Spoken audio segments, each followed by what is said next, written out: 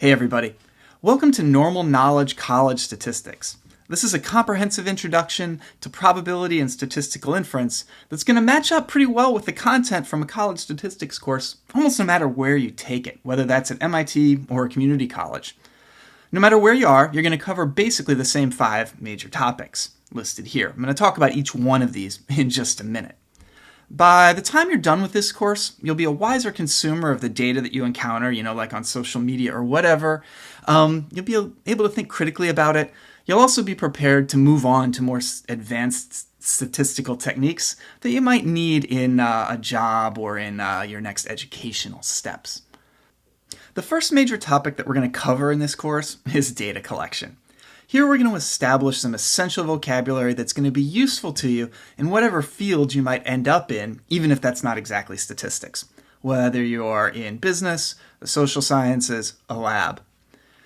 For instance, a pollster gathers data by standing outside of a public library and asking people whether they support candidate A or candidate B. They find that 65% of respondents support candidate A. We're going to have to talk about some of the things that are wrong with this poll, some of the potential flaws, some of the reasons we might not trust that 65% number at the end.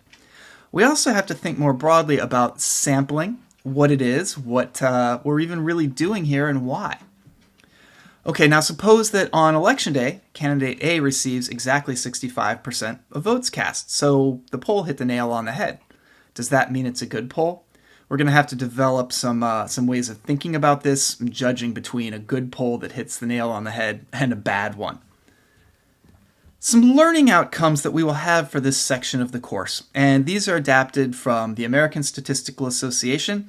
I'll put a reference with a link at the end on my very last slide. First of all, students should understand the fundamentals of study design, including sampling procedures, sources of sampling bias, and the challenge of sample-to-sample variability. As we'll see, this notion of variability and uncertainty is going to be really core to this entire course.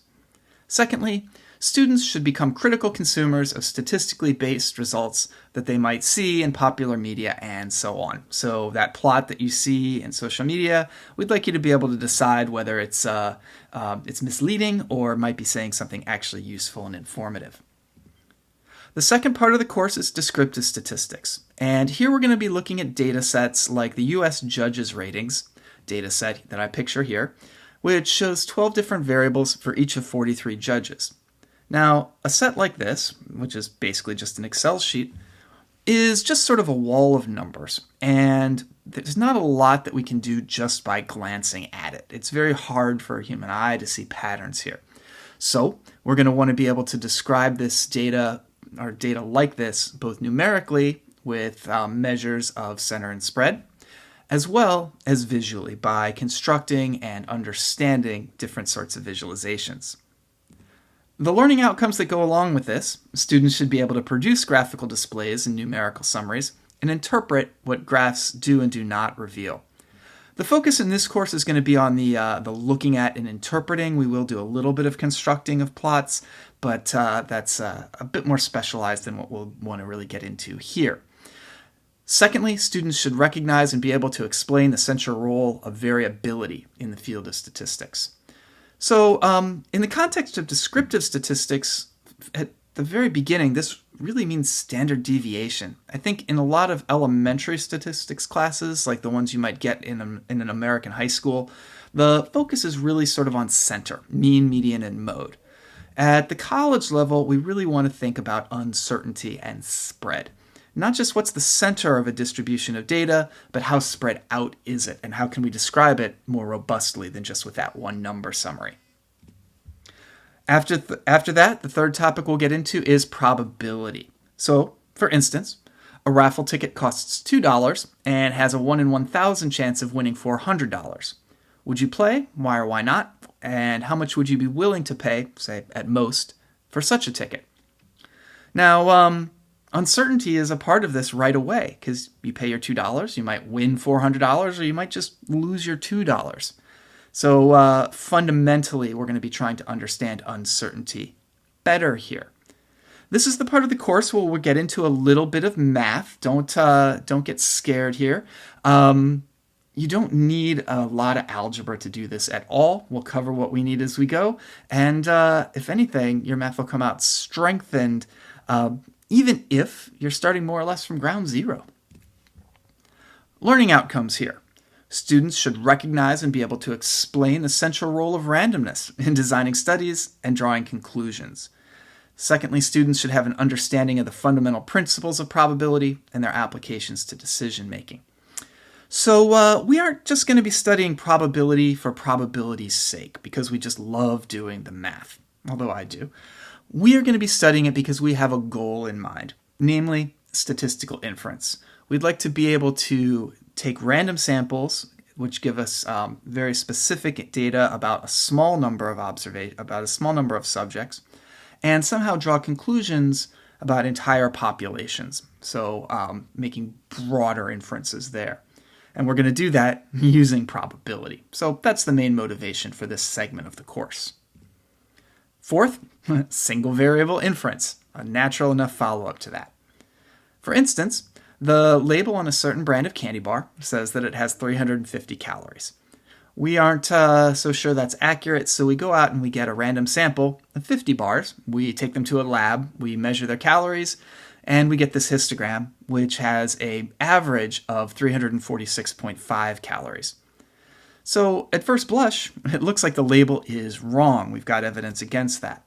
But if we go to the company that manufactures these bars, they're going to say, no, it was a random sample. You just happened to get 50 bars that happen to be a little bit light. If you go out and get another 50, you could get exactly a mean of 350 calories, or maybe it would even be higher. There's just random variability that you haven't properly taken into account. The main focus of the fourth part of this course is going to be trying to tell the difference between those two possibilities.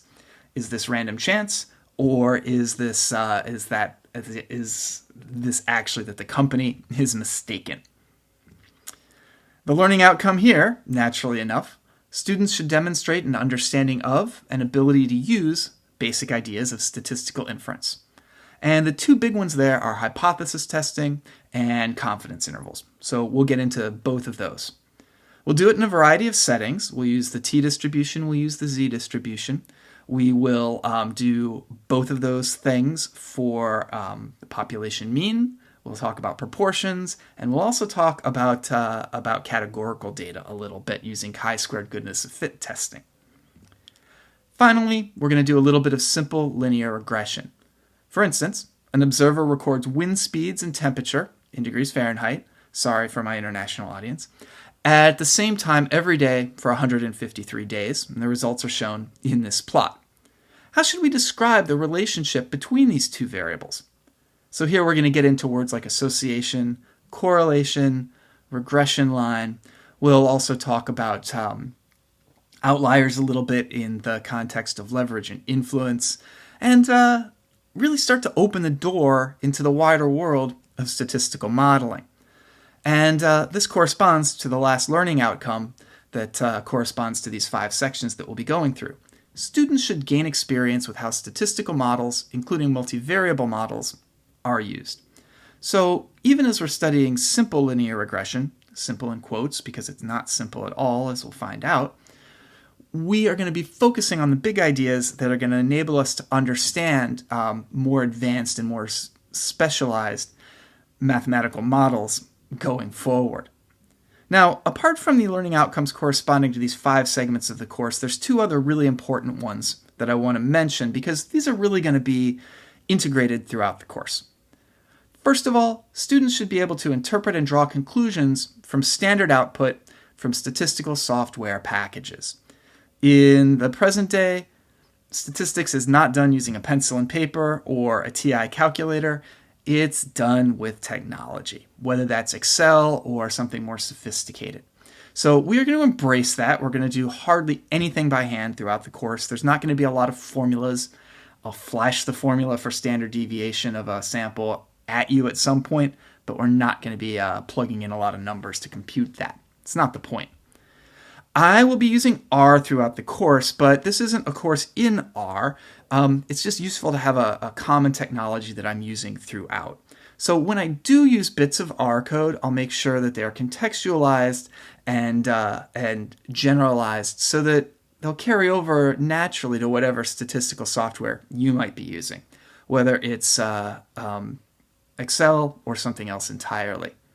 And just as a little bit of a bonus, you will come out with a tiny bit of R by the end of it. Secondly, students should demonstrate an awareness of ethical issues associated with sound statistical practice. I want you to be more than aware of these. I want you to be actively engaged with trying to practice statistics from an informed and ethical standpoint. Numbers don't just exist in a vacuum when we're doing statistics. They come from studies that are often about humans. Certainly they're conducted by humans. And in the end, those studies are supposed to inform decision-making that affects humans. And so ethics is never far away from any of this. And we should never make the mistake of thinking that just because we're dealing with numbers, that our data is somehow objective or non-opinionated. So we'll be dealing with that consistently throughout the course. So here's that reference that I promised you earlier to the American Statistical Association's report for learning outcomes for college statistics courses. I'm really looking forward to getting into all of this with you over the coming videos.